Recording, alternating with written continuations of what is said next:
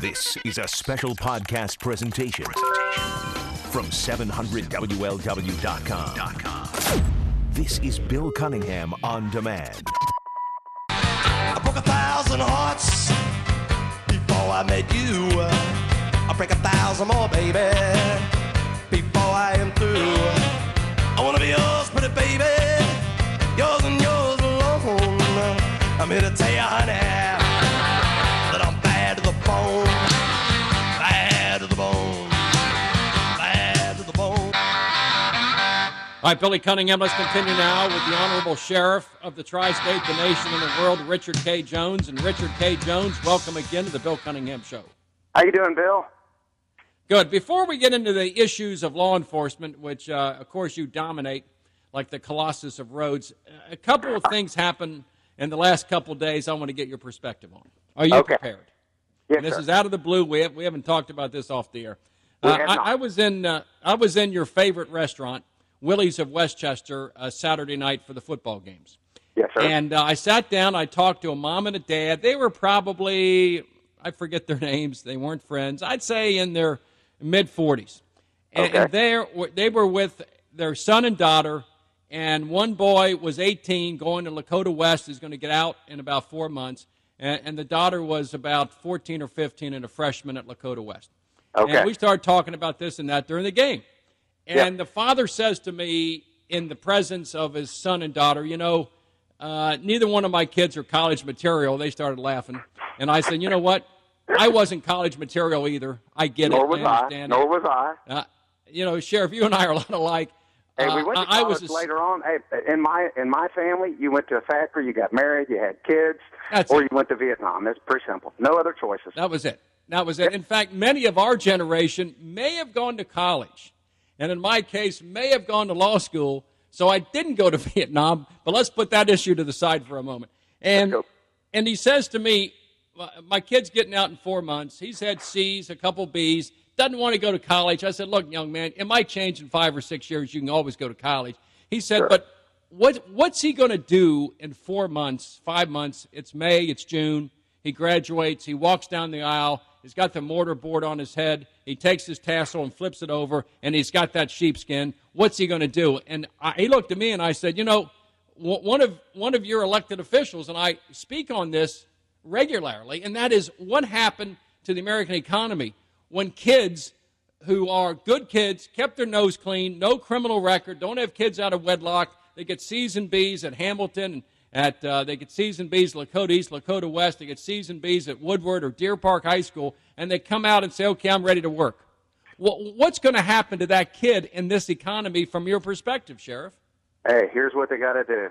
There is no real high-paying job unless you've went to college and one of these big companies recruit you. They only recruit the top, and if you're in the middle or the bottom graduating class, you're working in restaurants, you're working 2 and 3 part-time jobs.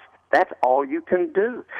You can read the paper, you can get online, and when a job comes up, there's 1,000 people, 500 people apply for it. If it's a specialty job, the only thing that you can do is you take these part-time jobs in restaurants, in the shopping centers, in the malls. That's all that's there. Let me give you an example. Police jobs. There's been so many layoffs and cuts. They're just calling people back that were laid off. We've not hired a new deputy sheriff here in 5 years. 5 years. We've been maintaining, losing through attrition, and that's all over the country. And there's just so much. And the people that I am hiring on the civilian end are part-time. And they're asking me, can they keep their other part-time jobs? And they're working 60, 70 hours a week, and they're making $8 an hour, $9 an hour, with no benefits, Willie. None. And that's the future for them.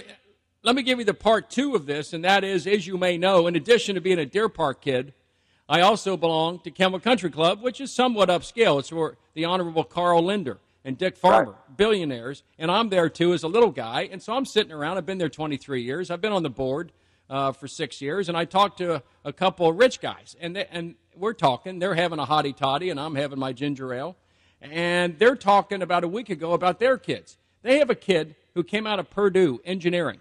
He said top of his class, and that the kid owes about $125,000 between college and then advanced engineering. And he said, they at Purdue, my kid cannot find a job with 6 years of higher education, good grades, and he can't find work. Now, that you talk about the kid coming out of Lakota West who has a problem. What about the kid that comes out of Notre Dame, the kid that comes out of Purdue with a problem? Here's what they used to say, go to school, you get a college degree. Those are the kids that you grow up as adults, you make more money, and it was a proven statistics. Hey, I know people, just like you just said, that have law degrees. Law firms have laid off. They've cut back. And they're unemployed just like everybody else. I have people that work in my corrections that have bachelor's degrees. I've had them with teaching degrees.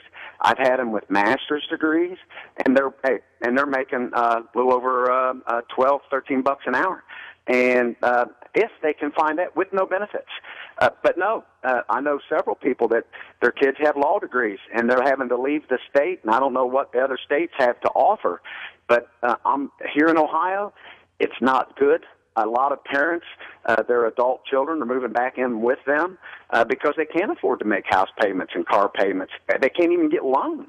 And it's the economy is starting to trend a tiny little bit. I see homes being built. That's a good sign.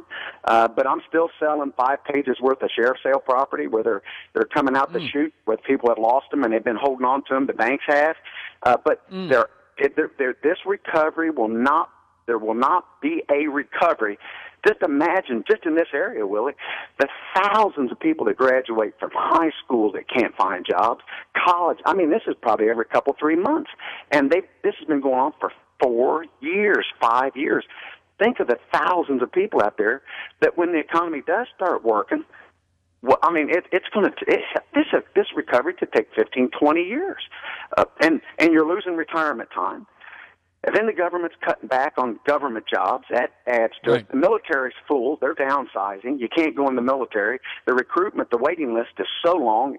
Used to, you could get in the military. The military's not for everybody. But there's just then, but it is trending a tiny bit.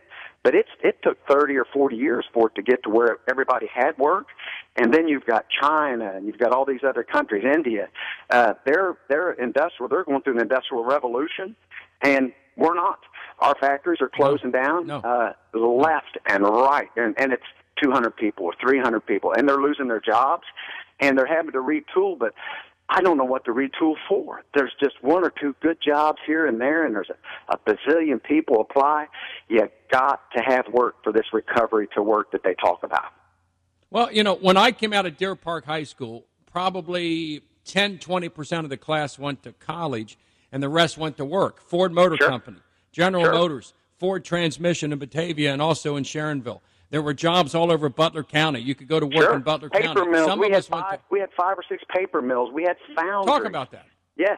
We had foundries. We had factories. You could quit one job and go across the street and get another job. And that was the middle class. But it's all evaporated. And it's just not here. It's all over the country. Cincinnati, the state jobs, the federal jobs didn't pay much. And if you could luck out and get one of those jobs and you worked your way through the system, at the end you had a decent retirement.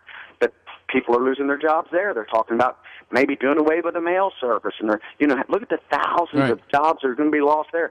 Every day, it's just the good jobs are moving overseas. They get all these tax incentives, and they move all these companies overseas. Right. And they keep the good jobs. We need good jobs, but it's not going to happen overnight. The jobs that we're going to have is just going to be these working in retail and maybe selling pencils and stuff. I think that it don't look good for the future. And so what do I say to that couple? What do I say? And this girl, 14, 15, completing her freshman year, she says, I don't want to go to college. I want to get to work. And the father says, well, you better create your own job because there's no jobs out there. When I came out of Xavier in 1970, there were companies lined up to interview us, and I had a choice of working for Xerox. I could have gone to Chubb Insurance Company. And I decided to go to law school because my mom said to me, you could be the next Owen Marshall. You could be the next Perry Mason. So I went to law school, and I came out of Xavier, which, believe this or not, Xavier, as a semester, in 1970 was $750 a semester. So I was able to work at U.S. Shoe Company.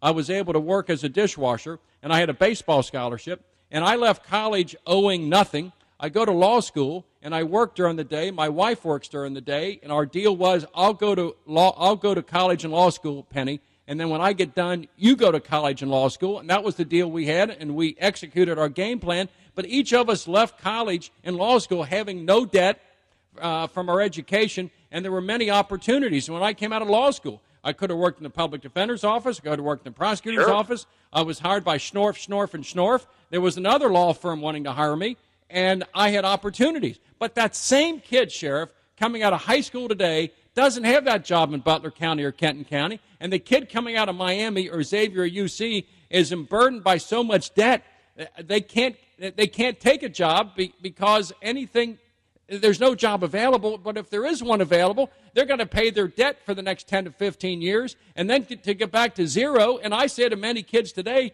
don't go to college. Don't owe $100,000 coming out because it ain't worth it. But then I say to them, well, there's no other jobs to do, and I'm stymied when I address young people about what the future holds for them, and I don't want to lie to them. No, you're not lying. I've done it kind of the opposite of you. I worked in the prison system, went to school at night, and I graduated from Xavier in 1985 with a master's degree. But I raised a family and went to school and had a job and didn't make much money, but I had VA loans to pay for my undergraduate. But I had to borrow money. I had to borrow $20,000. And get this, had to have my mother sign for me. It was embarrassing as hell to get a loan to go to Xavier because my VA benefits ran out.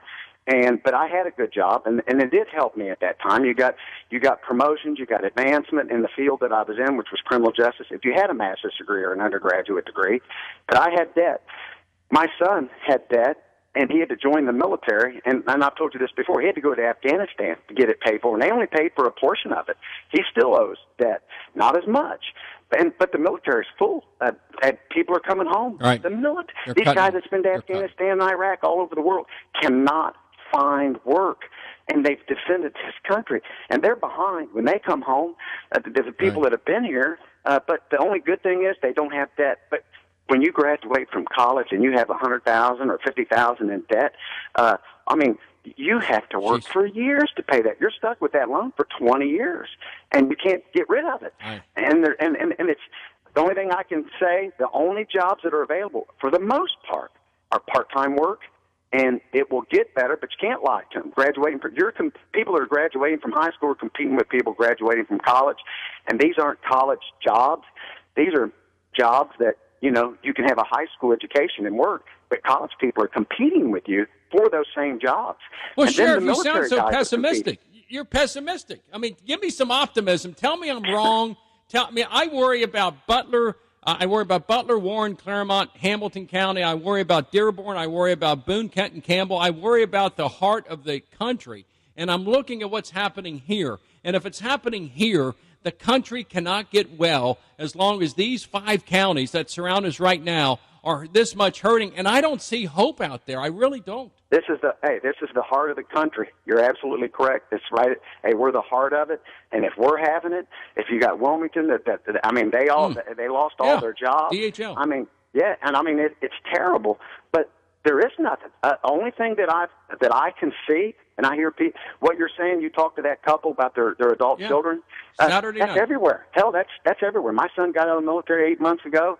He worked for $12 an hour, no benefits, as a part-time policeman. He finally got a good job, and he was very fortunate. And but it's and he has a degree. But he was living with his parents. When you come home from the military, and that's coming home from college, same thing. Don't think for a minute that these adult kids want to stay home with their parents. It's not the most fun they ever had. I got out of the military. I moved in with my parents. I felt like a loser. I felt like that I didn't have enough money for a job. And I was going back in the military, and I got a job in the prison system making $4.24 an hour. I'd have made more on unemployment, Bill. $4.24 an hour. I'd have got more on unemployment. But I was too proud. I was going back. I wouldn't see my recruiter. I was going back in the military. There was no future. And right now, it's. I wish I could give you some greatness as far as where people could find jobs. It's just part. If there is a good job, and they do appear every now and then, but the competition is stiff, and you may have to move. You may have to relocate. And Ohio is an industrial-based community, and there is no industry. Thank goodness we've got AK Steel that still hires. We got Miller Brewing Company around this way, and we're still making steel, but we're competing with the Chinese who are building steel factories. Once a month, they had no regulations. They just put them up. They had no EPA worries, and they pollute our air. And here we are. We just keep making more regulations. We need to encourage it, and this is going to take time. And it's just such a screwed up mess. And then we have the presidential race. And when you have a presidential race, you know what gets done? Nothing. Just bickering and fighting. And one side's trying to up the other side. So the American people need to just hold on to your pocketbooks, and because nothing's going to get accomplished other than he said, she said, they're trying to do this, we're not. And the American people, we will lose as far as the next 12 months. And then when it's over, they hate each other so much. I wish there was some compromise on both sides, and they could just come into work and have their little meetings, Democrats and Republicans, and get this economy working. And don't have to like each other, but they sure damn well should. And they should play golf together. That used to be that way. Democrats and Republicans, and they get together. It's not like capitalists and communists. We're all Americans, and we need to get this stuff. And one side doesn't need to up the other one. We need to get this working and get jobs for the couple you're just talking about. Their adult kids. But right now, their only thing that job wise is what I'm telling you. I don't know. I'm not making that up. Do you agree with me?